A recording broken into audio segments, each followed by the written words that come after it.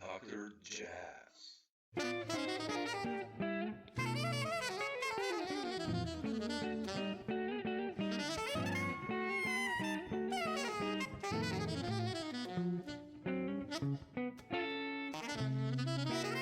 Dr. Jazz. I had put out my first two recordings um, in the same year. The first CD was called Bound, and that was Bound, with yeah. Jim and Jamie Saft. Yeah, I love that one, yeah. Yeah, It's and beautiful. Stomu. And then I did a trio with Stomu and John Hollenbeck. And Metheny, when I first went to his space, he had stacks and stacks and stacks of CDs of art, like all kinds of artists, like new young people. Oh, wow. He's always been the kind of guy that's always trying to find new jazz musicians to dig on and to keep up with what's going on, I think. And so he got those records, and then he told me that he tried to find as many records that I was on as possible to check it out. Oh, wow. And the reason why he actually found me in the first place was by accident, and this is in the early days of this kind of stuff, where he heard like on an internet radio station somebody playing one of my pieces and was like, Oh, oh my God, wow. who's that? Man. So then he did the search, found me, and then you know dialed 411 and said Cuong Vu, and it's like, oh, Cuong Vu, Brooklyn. So he just called that number, and there was his voicemail on the answering machine, but I hadn't checked it for like a week because I Oh, didn't man. have.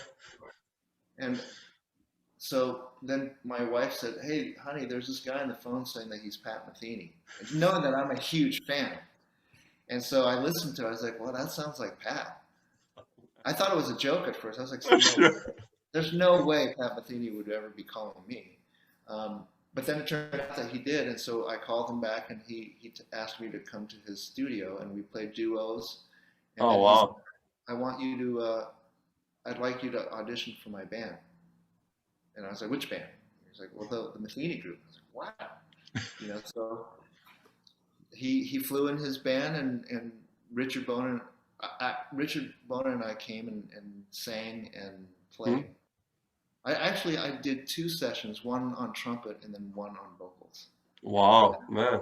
After that, he asked me to be part of the band. Yeah, it's not nice because trumpet is quite featured, like, on those two records. I mean, he had like Mark Ledford before and but like in those two, like trumpet is really many times like up in the front, which I love. How did you feel about that when, I mean, the first time when you stood, like, let's say in Italy with the Pat Metheny Group on stage, how was that feeling like for you?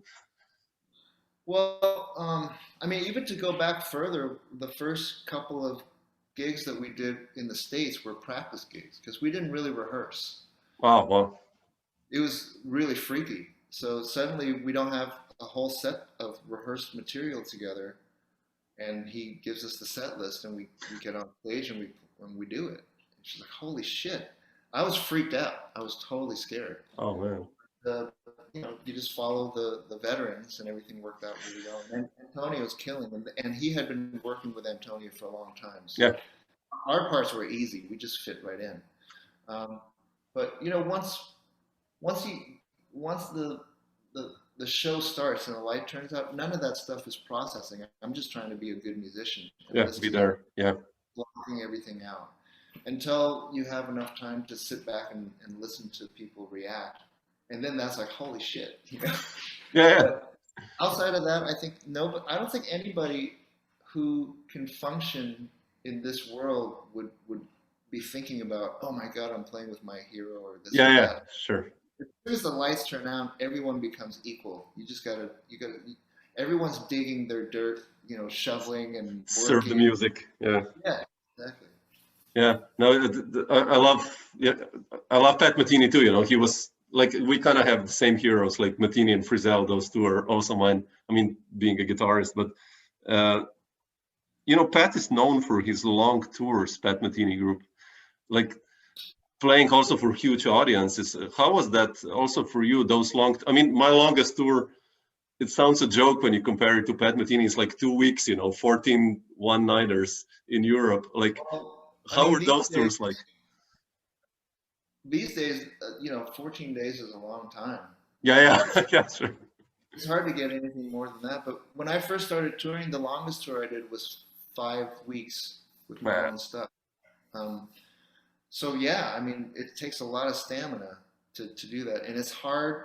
There's so many ways that it's hard, and so that's why somebody that is that huge has a cushy situation. We have really good hotels. We have the tour buses. We can Yeah. sleep on the bus. Food is always there. Blah blah blah. So, but just the idea of being contained on the bus or in the hotels and with the same people and doing the same thing every day, that gets really challenging once you pass the 3 weeks mark.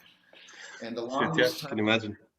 the longest time that we were out consistently, because we would do a leg of like 3 to 6 weeks and then take 2 weeks off and then again. But I think when you saw us in Udine, it was part of a tour that was 9 weeks long. Wow. That became surreal because we were playing 6 nights a week. That became really surreal. That was hard.